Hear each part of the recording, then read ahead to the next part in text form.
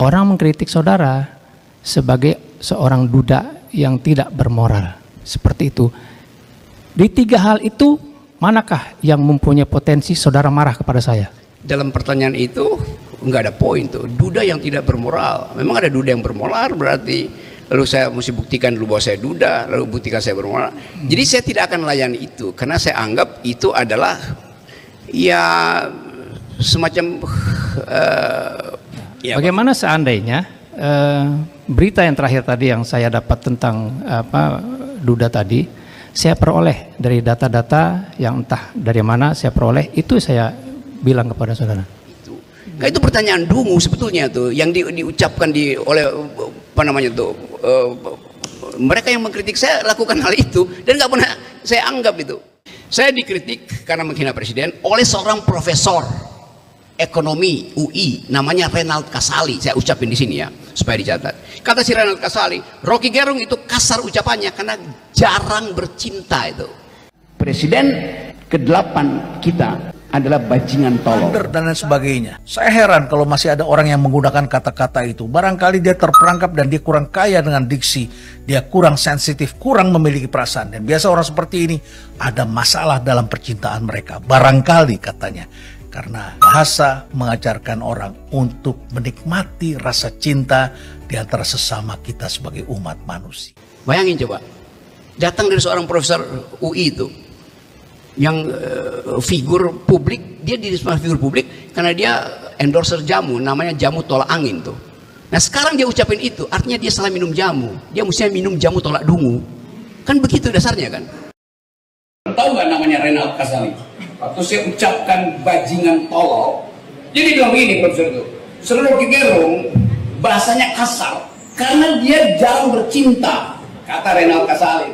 Apa hubungannya antara kritik yang tajam dengan kurang bercinta? Karena dia salah minum jamu. Dia minum tolak angin, mesti minum tolak dungu.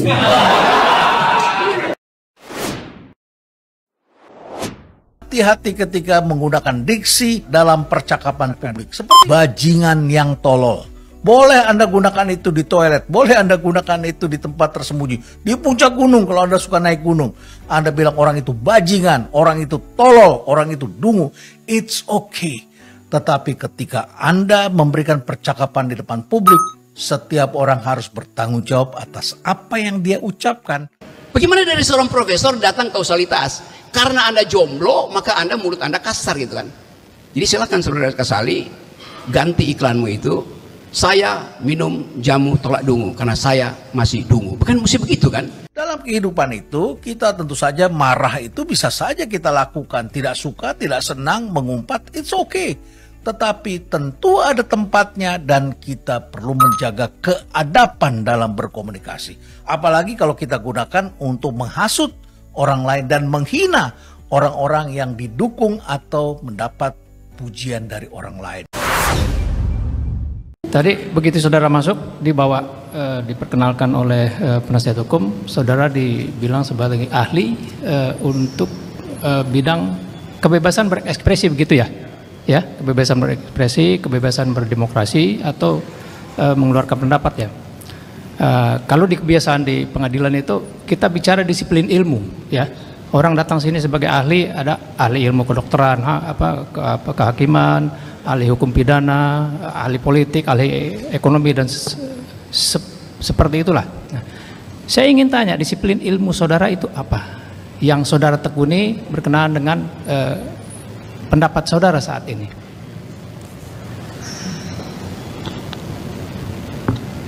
Kata disiplin ilmu itu kata yang baru ada ketika terjadi spesialisasi. Tapi kata disiplin sebetulnya kata pertama untuk membedakan seseorang mengetahui semua jenis ilmu. Kata disiplin datang dari kata disciple. Disciple artinya murid. Murid itu diajar oleh guru untuk semua ilmu itu. Belakangan ada fakultas hukum, fakultas ekonomi, tapi saya belajar filosofi dan saya belajar semua ilmu. Saya belajar ilmu hukum, saya belajar ekonomi, saya belajar politik. Ahli cukup. Ya. Saudara bilang tadi disiplin ilmu filosofi. Yes. Yang saya punya pemahaman filsafat itu adalah ibu dari segala ilmu. Ya. Kalau saudara bilangnya itu artinya sudah cukup. Saya nggak akan tanya lagi berkenaan dengan apa disiplin ilmu yang lain. Ya, Karena itulah ilmu dari semuanya. Oke. Terus saya tanya berkenaan dengan tadi saudara berkomunikasi dengan penasihat hukum ya. Ya. Kaitannya dengan kritik terhadap pejabat. Pejabat tidak boleh alergi terhadap kritik. Begitu toh? Ya. Seperti itu ya. Saya setuju dengan itu. Cuma ada 3 hal yang kemudian saya pahami, yang saya akan pilah-pilah di sini ya. Ada kritik berkenaan tadi bicara tentang kedudukan, ya. Semua pejabat, saya pun sebagai hakim boleh dikritik seperti itu. Semua orang bisa seperti itu. Saya ingin bertanya dulu kepada ahli, saudara pernah menduduki jabatan tertentu tidak di dalam bidang akademis? Sebagai pembantu rektor, pembantu dekan atau apapun? Saya menolak itu karena Ya. kalau dia jadi pembantu rektor, dia ngurusin administrasi itu. Ya, enggak. Rektor itu enggak pernah. Saya tanya seperti itu aja. Saya tidak bertanya apa tentang tupoksinya, ya. Saya bertanya apakah saudara pernah menduduki jabatan? Tidak. Saya dosen aja. Saya Dosen aja? Saya hanya Oke. mengajar ya. Boleh saya berandai-andai? Ya. Andaikan saudara ditunjuk menjadi purek ya atau pudek ya, bidang kemahasiswaan. Oke. Nah, di sini ada 3 hal yang akan saya tanya kepada saudara ya. Pertama, ada yang orang mengkritik tentang kedudukan saudara sebagai purek gitu, pembantu rektor misalnya bidang kemahasiswaan. Dia kritik saudara berkenaan dengan ketidakmampuan saudara, tidak cocok lah di bidang itu. Saudara tidak dekat misalnya dengan mahasiswa. Itu yang pertama. Terus yang kedua, saudara juga sebagai dosen, ya. Orang mengkritik kinerja saudara berkenaan dengan pengajaran saudara di kampus. Nah, terus yang ketiga, saya mohon maaf sebelumnya ya. Orang mengkritik saudara saya lihat tadi di KTP-nya belum kawin. Yes. Orang mengkritik saudara sebagai seorang duda yang tidak bermoral. Seperti itu. Di 3 hal itu, manakah yang mempunyai potensi saudara marah kepada saya? Itu aja pertanyaan saya. Tadi yang ketiga apa? Yang tidak bermoral, tolong Pak Hakim. Seorang duda yang tidak bermoral. Seorang? Duda yang tidak bermoral. Duda yang tidak bermoral. 3 hal itu manakah yang punya potensi saudara marah pada saya dan saudara melaporkan saya? Saya nggak akan marah karena saya anggap dalam pertanyaan itu nggak ada poin tuh. Duda yang tidak bermoral. Memang ada duda yang bermoral berarti lalu saya mesti buktikan dulu bahwa saya duda, lalu buktikan saya bermoral. Jadi saya tidak akan melayani itu karena saya anggap itu adalah ya semacam satu argumentum ad hominem itu aja. Oke, Kan jadi buat saya nggak ada poin di situ. Saya anggap ya diucapkan aja. Saya anggap itu sebagai berita dari seseorang, bukan problem saya, itu problem dia tuh. Oke. Saya lanjutkan ya. Ya, bagaimana seandainya berita yang terakhir tadi yang saya dapat tentang duda tadi, saya peroleh dari data-data yang entah dari mana saya peroleh, itu saya bilang kepada saudara. Ya itu artinya di dalam masyarakat kita dianggap bahwa orang yang tidak punya pasangan, apalagi duda, dia pasti tidak bermoral, apalagi janda. Kan itu justru yang mau kita batalkan. Jangan sampai ada pertanyaan semacam itu. Nah, itu pertanyaan dungu sebetulnya tuh yang diucapkan oleh apa namanya tuh mereka yang mengkritik saya lakukan hal itu dan nggak pernah saya anggap itu. Karena kan itu buat apa itu diucapkan itu kan? Itu sebetulnya itu menghina gender equality itu sekaligus menghina para duda dan saya memang bukan duda. Oke, jadi ada. Tapi kalau saya layani kan nanti orang bilang buktikan bu Anda bukan duda gitu. Loh saya belum kawin itu artinya ya bisa memang tidak kawin, bisa duda segala macam. Sama seperti orang tanya, Anda tidak makan babi, berarti Anda Muslim. Loh, orang Yahudi juga nggak makan babi. Jadi yang saya mau maksud tadi, di epistemic community of thought itu batal karena tidak ada pendidikan reasoning gitu. Nah itu nggak mungkin timbul dalam percakapan di negara yang bermutu akademisinya, itu nggak akan ada pertanyaan semacam itu. Jadi saya mau terangkan aja secara umum bahwa kita gagal menerapkan prinsip-prinsip berpikir yang teduh. Nah prinsip berpikir teduh itu namanya kekuatan argumentasi, bukan kekuatan sentimen. Jadi public discourse itu yang saya terangkan tadi, the use of public reason, itu artinya menggunakan mata uang yang namanya pikiran tuh. The force of the better argument. Nah, kita seringkali tidak mau pakai mata uang argumen, kita pakai mata uang sentimen. Nah, 3 pertanyaan tadi itu mata uang sentimen, kira-kira begitu. Tapi itu hanya ilustrasi, Pak Hakim. Terima kasih. Iya, itu kan ilustrasi. Ya. Tapi yang saya ingin tekankan ya, kaitannya dengan pertanyaan dari penasihat hukum tadi kan, ya. Kalau kita mengkritik seorang publik ya, pejabat itu katakanlah, apa yang patut dikritik dari orang itu? Oke, semua public figure itu bukan cuma pejabat, selebritis juga public figure, dan selebritis juga kelihatannya begitu, kok masuk dalam wilayah privat. Loh, Anda begitu jadi selebritis, Anda tidak punya lagi wilayah privat. Anda memperoleh keuntungan puja-puji dari publik karena Anda public figure. Demikian juga public officer gitu, public servant. Kan dia dapat semua keistimewaan tuh. Kalau di jalan tol dia oleh para pengawal, dia udah dapat kemewahan di situ kan. Privacy dia harusnya tidak boleh didalilkan kembali karena dia udah dapat semua kemanfaatan publik. Jadi kalau saya kritik pejabat publik, saya kritik hasil dari kedudukan dia sebagai pejabat publik itu. Saya nggak kritik dia duda atau dia janda atau dia segala macam, enggak. Saya kritik yang Anda lakukan itu comply nggak dengan konstitusi. Yang Anda lakukan itu termasuk dalam the use of public reason apa bukan. Jadi itu sebetulnya di situ nggak ada perasaan bagi saya. Satu-satunya hal yang saya ucapkan, yuk mari kita berargumen itu. Tapi kemudian kalau kalah argumen ya mulai mempersoalkan tuh Anda karena jomblo kan, karena saya kasih contoh misalnya bagaimana supaya lengkap di sini. Saya dikritik karena menghina presiden oleh seorang profesor ekonomi UI namanya Renald Kasali. Saya ucapin di sini ya supaya dicatat. Kata si Renald Kasali, Rocky Gerung itu kasar ucapannya karena jarang bercinta itu. Bayangin coba, datang dari seorang profesor UI itu yang figur publik, dia di figur publik karena dia endorser jamu namanya jamu tolak angin tuh. Nah sekarang dia ucapin itu, artinya dia salah minum jamu. Dia mestinya minum jamu tolak dungu. Kan begitu dasarnya kan. Bagaimana dari seorang profesor datang kausalitas? Karena Anda jomblo, maka mulut Anda kasar gitu kan. Jadi silakan saudara Kasali, ganti iklanmu itu, saya minum jamu tolak dungu karena saya masih dungu. Bukan mesti begitu kan. Jadi ini saya kasih kritik aja, ini saya nggak ada urusan personal dengan dia. Tapi cara dia berpikir itu menunjukkan bahwa dia nggak paham apa yang disebut the use of public reason.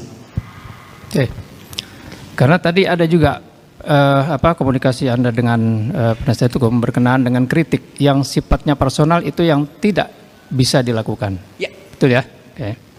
Berarti kalau tadi yang digarisbawahi di pernyataan saudara tadi, artinya kalau kritik berkenaan dengan kinerja itu adalah hal yang memang seharusnya dilakukan. Iya betul. Betul begitu ya? Ya, itu bahkan kedudukannya imperatif, wajib hukumnya untuk mengkritik. Kenapa? Karena kebijakan publik itu akan menyentuh kepentingan publik gitu. Ya, terima kasih Pak Hakim. Ya, baik. Sekarang saya tidak ragu-ragu mengatakan presiden ke-8 kita adalah bajingan tolol. Misalnya kata-kata yang sudah tidak pakai lagi adalah kata jongos, babu, dungu, otak dengkul, tolo, inlander dan lain sebagainya. Saya heran kalau masih ada orang yang menggunakan kata-kata itu. Barangkali dia terperangkap dan dia kurang kaya dengan diksi. Dia kurang sensitif, kurang memiliki perasaan. Dan biasa orang seperti ini ada masalah dalam percintaan mereka. Barangkali katanya. Karena bahasa mengajarkan orang untuk menikmati rasa cinta di antara sesama kita sebagai umat manusia. Tahu nggak namanya Renald Kasali? Waktu saya ucapkan bajingan tolol, jadi bilang begini Profesor itu, Saudara Rocky Gerung bahasanya kasar karena dia jarang bercinta, kata Renald Kasali. Apa hubungannya antara kritik yang tajam dengan kurang bercinta? Karena dia salah minum jamu. Dia minum tolak angin, mesti minum tolak dungu. Hati-hati ketika menggunakan diksi dalam percakapan publik. Seperti bajingan yang tolol. Boleh Anda gunakan itu di toilet, boleh Anda gunakan itu di tempat tersembunyi. Di puncak gunung kalau Anda suka naik gunung. Anda bilang orang itu bajingan, orang itu tolol, orang itu dungu. It's okay. Tetapi ketika Anda memberikan percakapan di depan publik, Setiap orang harus bertanggung jawab atas apa yang dia ucapkan. Begitu Jokowi kehilangan kekuasaannya, dia jadi rakyat biasa, nggak ada yang peduli nanti. Tetapi ambisi Jokowi adalah mempertahankan legasinya. Dia memikirkan nasibnya sendiri, dia nggak pikirin nasib kita. Itu bajingan yang tolol. Tapi bajingan tolol itu sekaligus bajingan yang pengecut. Ajaib, bajingan tapi pengecut. Dalam kehidupan itu, kita tentu saja marah itu bisa saja kita lakukan. Tidak suka, tidak senang, mengumpat, it's okay. Tetapi tentu ada tempatnya dan kita perlu menjaga keadaban dalam berkomunikasi. Apalagi kalau kita gunakan untuk menghasut orang lain dan menghina orang-orang yang didukung atau mendapat pujian dari orang lain.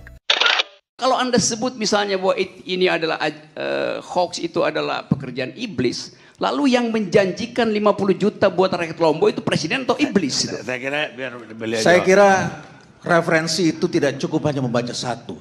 Bukan tidak cukup, Anda itu harus asal banyak usul pertama. membaca buku, Anda harus baca referensi. Dengan referensi tunggal itulah jadinya seperti ini. Itu referensi karena paling Anda dasar memiliki satu untuk referensi belajar seperti tentang itu. hoax Oke. itu. Karena ketidakmampuan dari seorang profesor, kita malu tuh ada profesor UI nggak ngerti konsep dasar dari hoax. Saya kasih contoh ya, kalau segala sesuatu hanya sekedar dikembalikan pada etimologi, pada makna yang ada di kamus, nggak ada gunanya percakapan akademis. Hoax, asal kotanya, asal kata hoax itu adalah hokus. Terus? Hokus itu artinya adalah mengelabui. Itu Itu etimologinya, yang tetapi diambil sejarah dari hoax. kejadian para tukang sulap yang kemudian mengelabui Fungsinya apa? mata orang lain. Fungsinya menguji orang dungu. Mengelabui. Orang Ya. dungu. Yes. Karena itu yang terjadi. Jadi skandal Alan Loh, Sokal itu. Jadi hari skandal. ini bukan orang dungu yang dikelabui, orang-orang pandai, orang-orang yang ibadahnya Asal baik usul pun dari hoax dikelabui. itu, asal usul dari istilah hoax terjadi ketika Alan Sokal menguji kedunguan redaktur dari majalah Social Text. Itu poinnya tuh. Itu pentingnya Anda belajar. Saya supaya kira nggak terlalu referensi dungu harus itu, ya. ditingkatkan. Oke. Ya, kalau Anda hanya persepsi dan tunggal, memang itu jadi bahaya memang. Kita tidak menyebut orang yang membantu atau bekerja kita di rumah sebagai jongos, babu, dan lain sebagainya. Kita menyebut mereka adalah pegawai kita atau ART di rumah kita. Jadi kita hargailah dalam peradaban ini. Nenek moyang kita dulu hidupnya di dalam goa sehingga kemudian semua orang yang dilihat di luar itu dianggapnya sebagai lawan.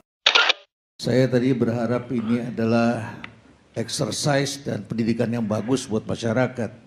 Nggak taunya kita cuma dikasih ngibul aja. Jadi saya pikir sia-sia saya dari tadi menyimak dan berpikir gitu ya. Tapi saya perlu ingatkan pada kita semua bahwa memang betul dunia ini dari awal sudah diciptakan dengan kebohongan. Itu betul kok ya. Bagaimana itu strategi iblis itu, hoax itu strategi iblis mau dipertahankan. Coba bayangkan bagaimana kita belajar itu Nabi Adam diusir ya. Ya, sudah diperintahkan dilarang makan buah kuldi. Kalau dalam Bible tuh apel itu, satu pohon itu dilarang itu.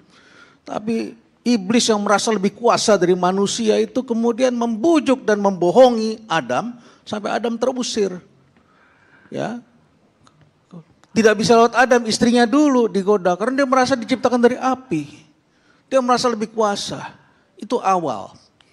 Jadi bagaimana kebohongan sudah diciptakan. Kemudian kitab suci kan juga bicara, akhirnya akan ada apa? Ada Dajjal itu. Dajjal itu apa? Itu kan yang pura-pura baik kan. Jadi apa yang baik bagi manusia itu adalah neraka bagi Tuhan itu. Itu neraka, kita pikir itu baik, itu bagus, hebat begitu. Bebas kita, bebas sebebas-bebasnya. Individualisme dan sebagainya. Tapi akibatnya apa? Mari kita lihat bagaimana strategi iblis sedang memporak-porandakan dunia hari ini. Ini kan sekarang berkembang jadi teknologi. Ini juga ada masalah kompetensi dalam memahami karena kita tidak memahami itu. Mungkin juga bahasa Inggrisnya kacau. Ya, kalau kita baca benar-benar kita buka ini. Makanya jangan buka Google bahasa Indonesia. Harus juga pakai yang cari bahasa Inggris sehingga muncul hoaxnya itu yang jelas gitu. Kamus Bahasa Indonesia memang KBBI itu mengatakan hoax itu adalah berita bohong. Tapi kalau kita telusurin lagi kamus dalam sains itu jelas sekali kok. Itu adalah kebohongan yang dibuat. Kebohongan yang dibuat dengan tujuan jahat. Tujuannya jahat ini. Jadi kita jangan berpikir itu alami, wah itu adalah lucu-lucuan. Bukan, itu ada tujuannya kok. Ada orang sakit hati, ada orang yang tidak dapat tempat, ada orang yang terpinggirkan, ada orang yang tidak dapat bagian, ada orang yang dibayar. Jangan lupa, ada yang memelihara kok ini. Ada yang memelihara. Contoh, apa yang terjadi di Inggris? Masyarakat di Inggris itu diracuni dengan hoax bahwa kalau ikut dalam Uni Eropa, setiap minggu mereka akan mengeluarkan 50 juta pound sterling untuk membiayai para pengungsi dan lain sebagainya. Dengan bergabung ke Uni Eropa. Maka strateginya adalah keluar dari Inggris, keluar dari Uni Eropa, yaitu Brexit.